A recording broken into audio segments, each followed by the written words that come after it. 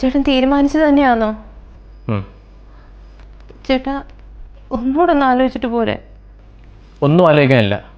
നിന്നെപ്പോലെ പെണ്ണിൻ്റെ കൂടെ ഇനി എനിക്ക് ജീവിക്കാൻ വയ്യ, മതിയായി. ഞാൻ എന്ത് തെറ്റാ ചെയ്തതെന്ന് പറയാമോ?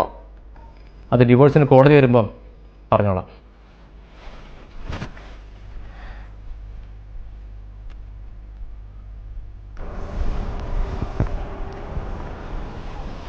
ഇനി സത്യം പറഞ്ഞാൽ ഇത്രയും പ്രശ്നമുണ്ടെന്ന് എനിക്ക് അറിയത്തില്ലായിരുന്നു. ഇപ്പം നീ പറഞ്ഞപ്പോഴാണ് ഞാൻ ഇത്ര അറിയുന്നത്. ഞാനിപ്പോൾ എന്ത് ചെയ്യാനാടി? ഞാൻ പറയുന്ന ആരും വിശ്വസിക്കുന്നില്ല. ഇതുപോലായിരുന്നു നമ്മുടെ രേഷ്മയുടെ കേസും. നിനക്കറിയത്തില്ലയോ അവളെ? അവളുടെ കെട്ടിയവന് ഇതുപോലായിരുന്നു. അവളെ ഇട്ട് ടോർച്ചർ ചെയ്ത് അവസാനം അവളെ ആ വീട്ടിൽ നിന്ന് അടിച്ചിറക്കി. നാട്ടുകാരും വീട്ടുകാരും എല്ലാവരും അവളെ കുറ്റപ്പെടുത്തുമായിരുന്നു. അവസാനം അവൾ എന്താ ചെയ്തേ? ഗ്രൂപ്പിൽ ഒരു വീഡിയോ ഇട്ടു. അത് കിട്ടി കഴിഞ്ഞപ്പോഴത്തേക്കും, അതെല്ലാവരും കണ്ടു കഴിഞ്ഞപ്പോഴത്തേക്കും കാര്യങ്ങളെല്ലാം എല്ലാവർക്കും മനസ്സിലായി. ഇപ്പം എന്താ, അവൾ ഹാപ്പി ആയിട്ട് ജീവിക്കുന്നു, എല്ലാവരെയും സപ്പോർട്ടും ഉണ്ട്. പിന്നെ വീഡിയോ ചെയ്ത് നാട്ടുകാരെ മൊത്തം അറിയാൻ എനിക്ക് വയ്യ. ഒന്നുമില്ലെങ്കിൽ സത്യം എല്ലാവരും അറിയണ്ടേ? എടി, നിന്നെ ആരും കേൾക്കുന്നില്ലെന്നല്ലോ നിന്റെ പരാതി. ഇപ്പോഴത്തെ നീയും ഇതുപോലൊരു വീഡിയോ അങ്ങോട്ട് ചെയ്യേ, എന്നാലേ സത്യാവസ്ഥ എല്ലാവർക്കും മനസ്സിലാവത്തുള്ളൂ.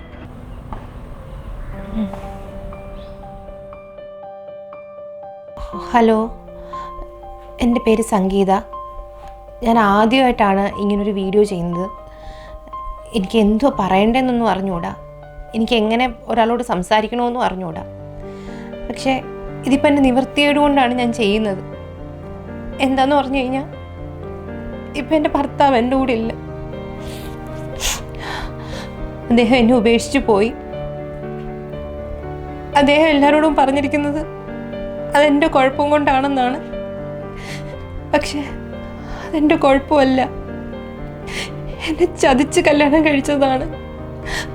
അദ്ദേഹത്തിന് ജോലി ഉണ്ടെന്ന് പറഞ്ഞ് എന്നെ കല്യാണം കഴിച്ചു. എന്നെ സ്വർണ്ണം മൊത്തം വിറ്റ് ഒരു വീട് വാങ്ങിച്ചു.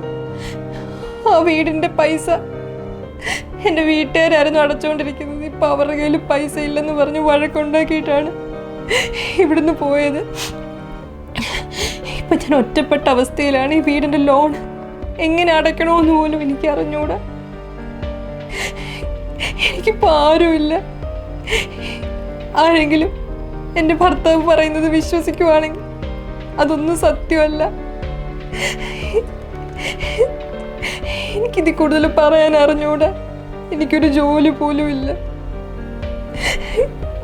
ആരും എന്നെ തെറ്റിദ്ധരിക്കരുത്.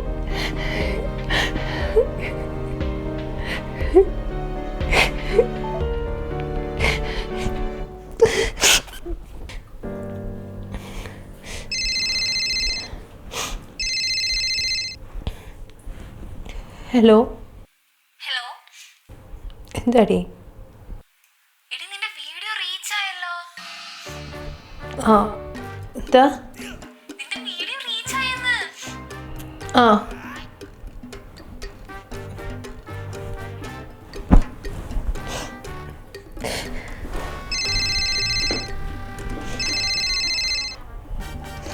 ഹലോ. ഹലോ, സംഗീതല്ലേ? ആ, അതെ, ആരാ? നിങ്ങളുടെ വീഡിയോ ഞാൻ കണ്ടായിരുന്നു. ഞങ്ങളെ ഒരു സംഘടനയുണ്ട്, നിങ്ങളെ സഹായിക്കാൻ വേണ്ടി തീരുമാനിച്ചിരിക്കുക. നിങ്ങളുടെ അക്കൗണ്ട് നമ്പർ തരാമോ? അക്കൗണ്ട് നമ്പരോ? Hello hello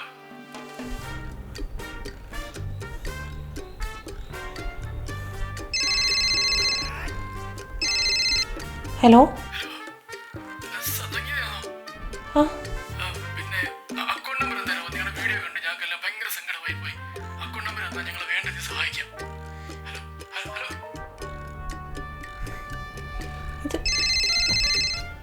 hello.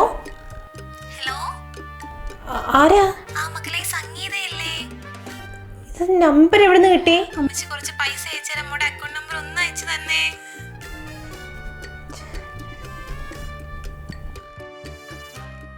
ഇനി എന്തോ പറ്റിയെന്ന് എനിക്ക് അറിയത്തില്ല. നേരം വെളുത്തപ്പോൾ തൊട്ട് കോളുകൾ വരുക, അറിയാൻ വയ്യാത്ത കുറേ നമ്പറിൽ നിന്ന് അക്കൗണ്ട് നമ്പരൊക്കെ ചോദിക്കുന്നു. ഇവർക്ക് നമ്പർ എവിടെ നിന്ന് കിട്ടിയെന്ന് എനിക്ക് അറിയത്തില്ല. എടി, നിനക്ക് മനസ്സിലായില്ലയോ? നിന്റെ വീഡിയോ അത്രത്തോളം റീച്ച് ആയിട്ടുണ്ട് ഇപ്പോ. എന്ന് വെച്ചാ? എടി, നീ ഒന്ന് ആലോചിച്ച് നോക്ക്. നിനക്ക് നേരത്തെ എത്ര ഫോളോവേഴ്സ് ഉണ്ടായിരുന്നു? 10-200 പേര്. നോക്കാറില്ലായിരുന്നു. 200 പേര്. ഇപ്പോഴത്തെ നിന്റെ ഫോളോവിങ് ലിസ്റ്റ് എത്രയാണെന്നറിയോ? 50,000. 50,000? അതായത് 50,000 പേര് നിന്നെ സപ്പോർട്ട് ചെയ്യുന്നുണ്ട്. 50,000 പേര് ഇപ്പൊ നിന്റെ കൂടെ ഉണ്ടെന്ന്. അയ്യേ, അപ്പൊ ഞാനിട്ട വീഡിയോ അവരെല്ലാം കണ്ടു കാണത്തില്ലേ? പിന്നല്ലാതെ. നാണക്കേട്. ഡിലീറ്റ് ചെയ്തോളേട്ടെ. എടി മന്ദബുദ്ധി, ദയവായിട്ട് കൊണ്ടുവന്ന ചാൻസാ. നീ അത് കളയാതെ. നീ ഇങ്ങനെ തന്നെ അങ്ങ് മെയിൻറ്റെയിൻ ചെയ്തു പോകും, വേറെ ലെവലിലെത്തും. കരഞ്ഞോണ്ടോ? പിന്നല്ലാതെ. വീട്ടിൽ ഇരുന്ന് കരഞ്ഞിട്ട് ആരെങ്കിലും നിന്നെ കാണുന്നുണ്ടോ? എന്തായാലും നീ കരയും. അപ്പൊ പിന്നെ ഫോൺ എടുത്ത് അങ്ങ് കരയ്. അപ്പൊ പിന്നെ വീഡിയോസിന് റീച്ചും കിട്ടും, ഫോളോവേഴ്സും കിട്ടും, അടിപൊളിയാവും. നീ എന്തൊക്കെ പറയുന്നേ? ഇനി നീ കുറച്ച് കരച്ചിലും പീഴ്ച്ചിലും ഒക്കെ ആയിട്ട് വീണ്ടും അങ്ങ് വീഡിയോ ചെയ്യാം. പിന്നെ കുറച്ച് നാൾ കഴിയുമ്പോഴത്തേക്ക് ആഡായി, ഇനാഗുറേഷനായി, ബ്രാൻഡ് പ്രൊമോഷനായി. നീ ഒന്ന് ആലോചിച്ച് നോക്കേ, നീ ഒരു കട ഇനാഗുറേറ്റ് ഒക്കെ ചെയ്യുന്നത്, ഒരു 10 ലക്ഷം പേരും നീ ഇങ്ങനെ ഫ്രണ്ടിൽ നിൽക്കുന്നത്. ഓ, വേറെ ലെവലായിരിക്കും മോളെ. നീ ഇതൊന്ന് കണ്ടിന്യൂ ചെയ്യും. കേൾക്കുമ്പോൾ രസമുണ്ട്. അപ്പം ഇനി ഞാൻ എന്തോ ചെയ്യണ്ടേ? എടി, ഇങ്ങനെ അങ്ങോട്ട് മുന്നോട്ട് പോയാൽ നിനക്ക് ആരുടെയും സഹായം ഇല്ലാതെ വീടിൻ്റെ ലോൺ ഫുൾ അടച്ചു തീർക്കാം. നിനക്ക് ഇൻഡിപെൻഡൻ്റ് ആവാൻ പറ്റും. നിന്റെ കെട്ടിയവനോട് പോയി ചാവാൻ പറ.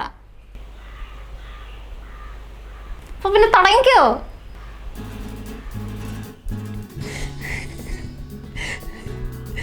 ഞാൻ എന്ത് ചെയ്യാനാ? എൻ്റെ വിധിയായത്. എനിക്ക് വയ്യ. എനിക്കിനി ജീവിക്കണമെന്നേ ഇല്ല. എന്തോ ചെയ്യും? തോക്കില്ല ഞാൻ. തോക്കാൻ എനിക്ക് മനസ്സില്ല. ജീവിച്ച് കാണിക്കും. എനിക്ക് ജീവിക്കണം. എൻ്റെ അക്കൗണ്ട് നമ്പർ ഞാൻ താഴെ കൊടുക്കാം.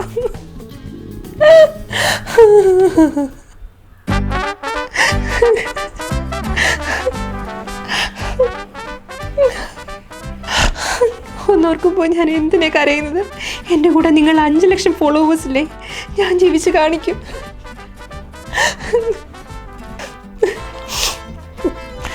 ഇനിയും എൻ്റെ പഴയ അക്കൗണ്ടിലോട്ട് ഇടരുത്. ഞാൻ പുതിയ അക്കൗണ്ട് നമ്പർ കൊടുക്കാം. അതിനകത്തോട്ട് പൈസ എല്ലാവരും ഇടുക.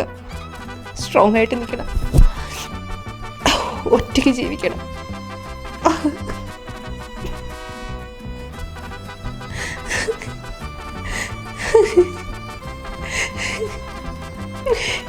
എത്ര നാളത്തെ പീഡനമായിരുന്നു എൻ്റെ ഭർത്താവ് എന്നോട് ചെയ്തത്. അയാൾ എന്നെ ഉപേക്ഷിച്ച് പോകാൻ കാരണം എൻ്റെ സൗന്ദര്യമില്ലായ്മയാണ്. എനിക്ക് ഭംഗിയില്ലെന്ന് അയാൾ എപ്പോഴും പറയുമായിരുന്നു. എനിക്ക് സംഭവിച്ചതുപോലെ ഒരു സ്ത്രീക്കും ഇനി സംഭവിക്കരുത്. അതുകൊണ്ട് യൂസ് ചെയ്യൂ ഫെയർനെസ് ലോഷൻ. നിങ്ങളുടെ ഭർത്താക്കന്മാർ ഇനി നിങ്ങളെ വിട്ട് എങ്ങും പോവില്ല. ഇത് 2 നേരം യൂസ് ചെയ്താൽ മതി. പുതിയ അക്കൗണ്ട് നമ്പർ ഞാൻ താഴെ കൊടുത്തേക്കാം. അതിനോടൊപ്പം ഇതിൻ്റെ ലിങ്കും. ട്രൈ ചെയ്യൂ, യൂസ് ചെയ്യൂ, യൂസ് ചെയ്യൂ. Okay madam. ഓക്കെ മാഡം, ഇന്ന് തന്നെ അപ്ലോഡ് ചെയ്യാം. മിസ്റ്റർ മാനേജർ, എനിക്കിനി എപ്പോഴും ഇങ്ങനെ കരയാൻ വയ്യ. എനിക്ക് മേല. ഞാനൊരു ആയുഷ്കാലത്തെ കണ്ണീര് മൊത്തം ഈ 6 മാസം കൊണ്ട് കരഞ്ഞു തീർത്തിട്ടുണ്ട്. ഇനി എനിക്ക് കണ്ണീരില്ല. ഗ്ലിസറിൻ ആണെങ്കിൽ ഭയങ്കര വില കൂടുതലും. പറ്റത്തില്ല.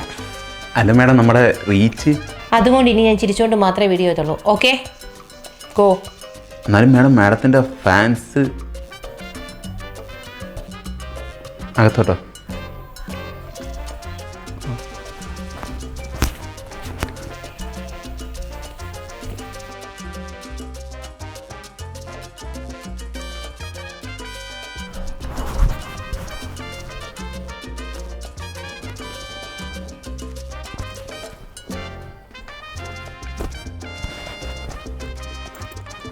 എന്തായി പുതിയ ആഡിൻ്റെ കാര്യം?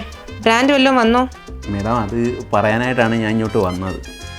3-4 എണ്ണം വന്നിട്ടുണ്ട്. പക്ഷേ ഒന്നും അങ്ങോട്ട് ശരിയാവുമെന്ന് തോന്നുന്നില്ല. അതെന്താ? മാഡം ചിരിച്ചുകൊണ്ട് ചെയ്യുന്ന വീഡിയോ ഒന്നും ആർക്കും വേണ്ട. മാഡം കരഞ്ഞുകൊണ്ട് ചെയ്യുന്ന വീഡിയോ ആണ് എല്ലാവർക്കും ഇഷ്ടം. അതിനിപ്പോൾ എനിക്ക് എപ്പോഴും കരഞ്ഞോണ്ട് ചെയ്യാൻ പറ്റുമോ? മാഡത്തിൻ്റെ ദുഃഖം കാണാനാണ് ആൾക്കാർക്ക് താല്പര്യം. ശോ, എന്തൊരു ലോകമായത്! മനുഷ്യനൊന്നും സന്തോഷിക്കാൻ സമ്മതിക്കത്തില്ലല്ലോ. എപ്പോഴും കരച്ചിലും ദുഃഖവും മാത്രം നാട്ടുകാർക്ക് കാണണം. ഇങ്ങനെ ആയിക്കഴിഞ്ഞാൽ എങ്ങനെ ശരിയാവുന്നത്? വലിയ ബ്രാൻഡുകളും പറയുന്നത് മാഡം തല തല്ലി കരയണമെന്നാണ്. എത്ര ലക്ഷം രൂപയുടെ ആടാ വന്നേക്കുന്നത്? 5 ലക്ഷത്തിൻ്റെ ആടാണ് നിലവിൽ വന്നേക്കുന്നത്.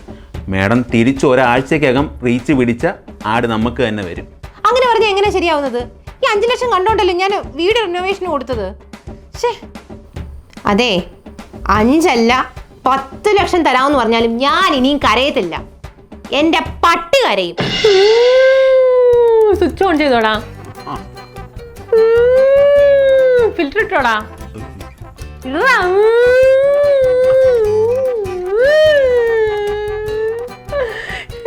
ഞാൻ നിങ്ങളോട് എൻ്റെ ആദ്യത്തെ വീഡിയോയെ പറ്റി പറഞ്ഞെൻ്റെ ഭർത്താവില്ലേ, ആ ഭർത്താവിനെ പറ്റി ഇന്നലെ ഞാനൊരു വാർത്ത അറിഞ്ഞു. എൻ്റെ ചങ്ക തകർന്നു പോയി. മേമ വിളിച്ചപ്പോഴറിഞ്ഞത് അയാൾക്ക് അവിഹിതം ഉണ്ടായിരുന്നു. അവിഹിതം. അതിനയാൾ കാരണം പറഞ്ഞെന്നറിയോ? എനിക്ക് അടുക്കളയിൽ നിന്ന് ഇറങ്ങാൻ സമയമില്ലായിരുന്നു എന്ന്. ഞാൻ 24 മണിക്കൂറും അടുക്കളയിലായിരുന്നു എന്ന്. അയാളെ കുറ്റപ്പെടുത്ത കാര്യമില്ല. എനിക്ക് അടുക്കളയിൽ നിന്ന് ഇറങ്ങിക്കഴിഞ്ഞ് കഴിഞ്ഞാൽ അപ്പോൾ നടുവേദനയാ. കാരണം എന്താ, അരിയും പച്ചക്കറിയും എല്ലാം താഴെയല്ലേ വെച്ചേക്കുന്നത്, പ്രത്യേകിച്ച് അരി. അത് എടുത്ത് പൊക്കി വരുമ്പോഴത്തേക്ക് നടുവിന് ഭയങ്കര വേദനയാ. പിന്നെ അങ്ങേറെ കൂടെ സ്പെൻഡ് ചെയ്യാൻ എനിക്ക് സമയമില്ല. അതിന് എനിക്കിപ്പോൾ ഒരു സൊല്യൂഷൻ കിട്ടി. അതിനാണ് സാവോട്ടിൻ്റെ റൈസ് മീറ്റും ഹാൻഡി മാജിക്കും. ഇത് 10 കിലോയുടെ, ഇത് 5 കിലോയുടെ. ഇതുണ്ടെങ്കിൽ എല്ലാ പെണ്ണുങ്ങളുടെ അടുക്കള ജോലി എളുപ്പമായിരിക്കും. ഇതിനകത്ത് പച്ചരി ഇടാം, ഇതിനകത്ത് അരി ഇടാം, ഇനി മാറ്റിയിട്ടുണ്ടെങ്കിൽ അങ്ങനെ ഇടാം. ഇതിനകത്ത് മുട്ടയും വേണമെങ്കിൽ വെക്കാം. എഗ് ഓർഗനൈസറൂടെയാണ്.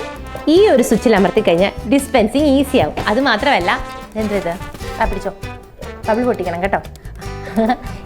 എന്നിട്ട് ഇതിനകത്ത് നമുക്ക് വീഴുന്ന അരി ഇതിനകത്ത് തന്നെ കഴുകി നമുക്ക് ഉപയോഗിക്കാം.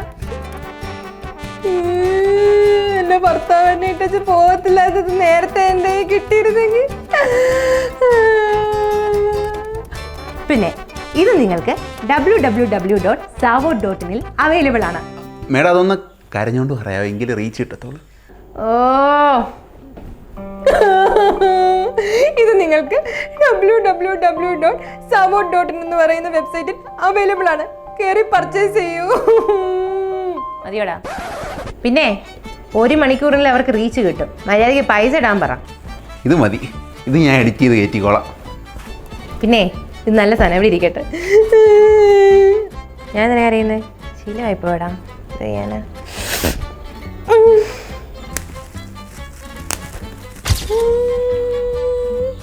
ചെയ്യത്തില്ല. എട്ടിപ്പിടിക്കാം. ഇതൊക്കെ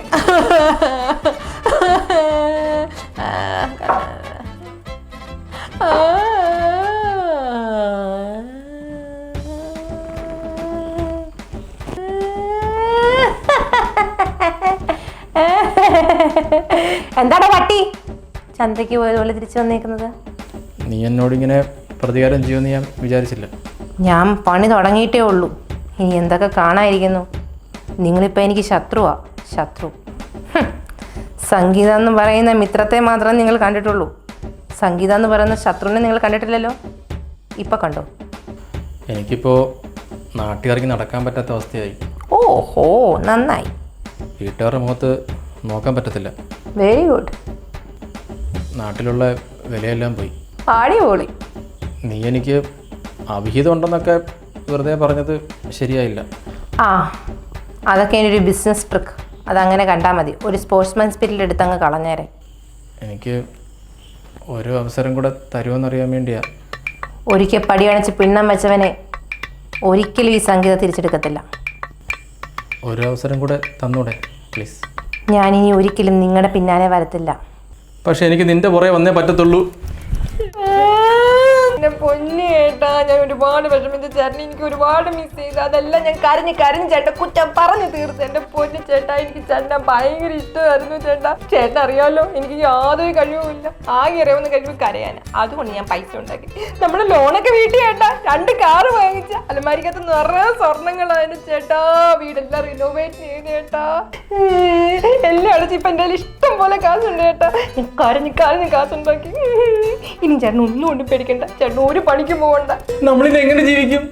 നമുക്കിനി ഒന്നിച്ച് മുന്നേറാൻ ചേട്ടാ. നാട്ടുകാരെ മൊത്തം പറ്റിക്കാം. വ്ളോഗിങ്ങും കുക്കിങ്ങും ഫോട്ടോഷൂട്ടും ഒക്കെ കൊണ്ട് നമുക്ക് ജീവിക്കാം ചേട്ടാ. ചേട്ടൻ ഇനി പണിക്ക് ഒന്നും പോകണ്ട. ഞാൻ നിന്റെ കൂടെ കൂടിക്കോട്ടെ. ആ,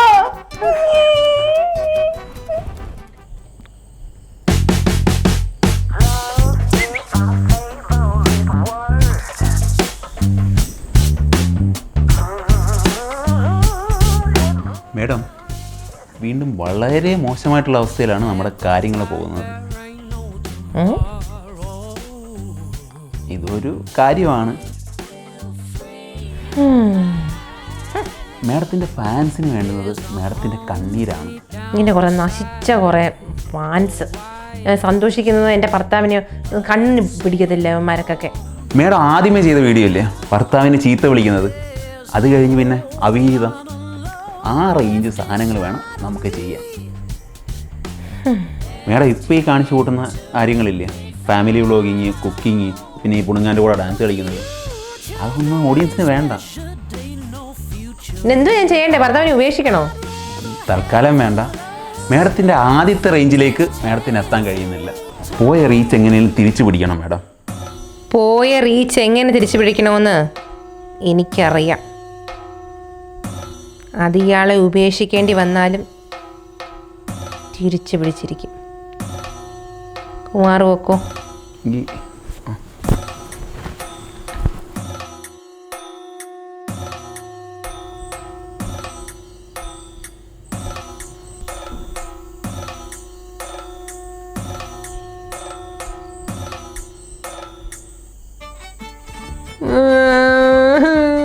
ഹലോ ഗൈസ്, എനിക്ക് വീണ്ടും ചതിവ് പറ്റി. നിങ്ങളെല്ലാം കണ്ടു കാണുമല്ലോ എൻ്റെ ഭർത്താവ് വന്നത്. അയാൾക്ക് എന്നോട് ഒരു സ്നേഹവും ഇല്ല. ഞങ്ങൾ അമ്പലത്തിലൊക്കെ പോയത് ചുമ്മാതാ. അയാൾ എന്നെ പറ്റിക്കുമായിരുന്നു. അയാൾക്ക് പിന്നെ എന്നെ പറ്റിച്ച് എന്ത് ചെയ്യണമെന്ന് അറിയത്തില്ല. അയാള് എൻ്റെ പൈസ മോഹിച്ചാ വന്നത്. എൻ്റെ അക്കൗണ്ട് നമ്പർ എല്ലാം സ്വന്തമാക്കി. അതുകൊണ്ട് പുതിയൊരു അക്കൗണ്ട് നമ്പർ ഞാൻ താഴെ കൊടുത്തിട്ടുണ്ട്. നിങ്ങളെല്ലാവരും ഇനിയും പൈസ ഇട്ട് അതിനകത്തോട്ട് ഇടണം, ഇല്ലെങ്കിൽ എൻ്റെ കാര്യം അതോ ഗതിയാ. ഒരാണിനെയും വിശ്വസിക്കരുത്. എല്ലാ ആൾക്കാരും ചതിയന്മാരാ, പ്രത്യേകിച്ച് ഭർത്താക്കന്മാര് മുഴുവൻ ചതിയന്മാരാ. കഴിഞ്ഞോ? കിട്ടി. ആ, പക്ഷെ ഒന്നുകൂടെ കടുപ്പിച്ച് പറയായിരുന്നു. ഓ അത്രയും കനത്തിൻ്റെ ആവശ്യമില്ല, ഇത്രയൊക്കെ മതി. വേണമെങ്കിൽ എടുത്ത് അപ്ലോഡ് ചെയ്യും. അല്ല, എന്നെ 4 തെറി പറഞ്ഞെങ്കിലേ ഒരു എൻ്റെ ആവശ്യമില്ല. ഇനി ഉണ്ടല്ലോ, അടുത്ത എപ്പിസോഡിന് വിളിക്കാം നല്ല പുഴുത്ത തെറി. പിന്നെ ആ, ഇങ്ങനെ എത്ര നാള് എന്നെ തെറി പറഞ്ഞ് പൈസ ഉണ്ടാക്കും? ഓടുന്നിടത്തോളം ഓടട്ടെ. അല്ല, എല്ലാത്തിനും ഒരു അവസാനം ഉണ്ടല്ലോ. അത് കഴിഞ്ഞ് എന്ത് ചെയ്യും? അത് കഴിഞ്ഞാൽ അടുത്ത ടെക്നിക്ക് എൻ്റെ കയ്യിലുണ്ട്. അതെന്തുവാ? സബ്സ്ക്രിപ്ഷൻ. എന്ന് വെച്ചാ ഇന്ന് വെച്ചാൽ ഇത്ര നാളും ചേട്ടൻ കണ്ടത് ഈ നാട്ടിൽ മൊത്തം കാണും. എനിക്കങ്ങോട്ടും മനസ്സിലായില്ല. ഇങ്ങോട്ട് വാ, അങ്ങോട്ട് വാ, ഇങ്ങോട്ട്